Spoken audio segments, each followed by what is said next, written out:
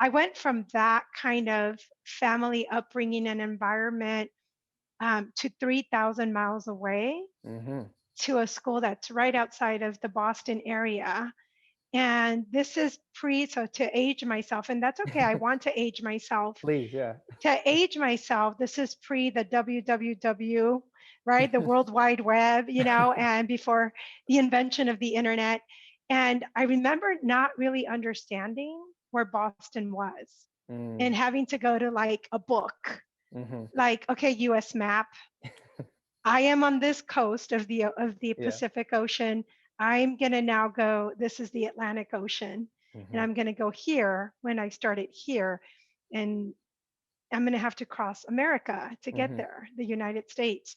And so going from that, from a very Latino neighborhood, Mhm. first gen, to going to a school where at the time it was a women's college. It is a women's college, um, very elite women's college, which I didn't know at the time, by the way. I'll tell Mhm. you a little bit about that. Yes.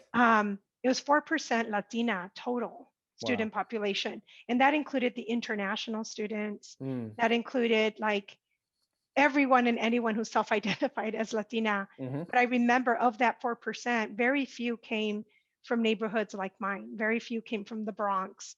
Very few came from the Bay Area, Mhm. from Oakland. But I Mhm. did meet some from Oakland and the Bay Area and the Sacramento area.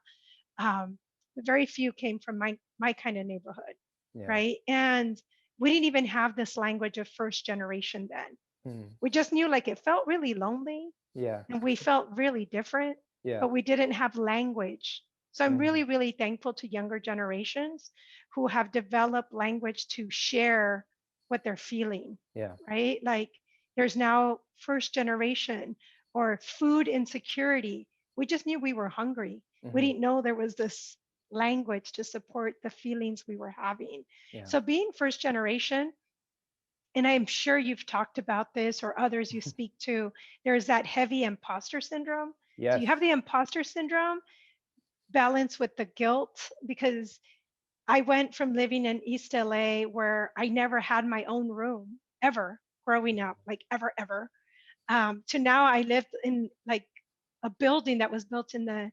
1800s that Mhm. looked like a castle, Yeah. right? And I had my own room, my Yeah. own space, and all you can eat, meal plan available to me.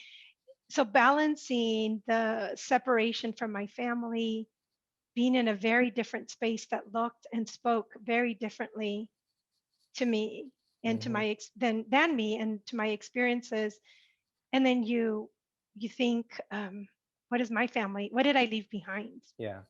and so I made it my mission. And to your introduction of me, I made it my mission in my life that I wasn't going to be the last one. Mhm. And Mm. so that's what drives me is, okay, so you were the first. And by the way, Renato, when you're the first for everything for the rest of your life, Yeah. right? You're the Yeah. first one in your family that has to negotiate maybe a corporate position and a Mhm. salary and a benefits package, Hmm. or you're the first one that has to negotiate living in a certain neighborhood. And what does that look like or feel like? Yeah. Um, you just become the first board member. You're the first one in your family to be Yes. on a board. What does Right. that even mean? Right. Or to be an appointed commissioner. What does that even mean? How do you become an appointed commissioner? And So what good. is expected of you or a professor?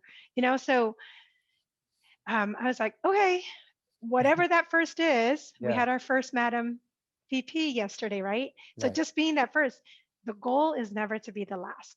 Mm. The goal is never to be the last. That's so good.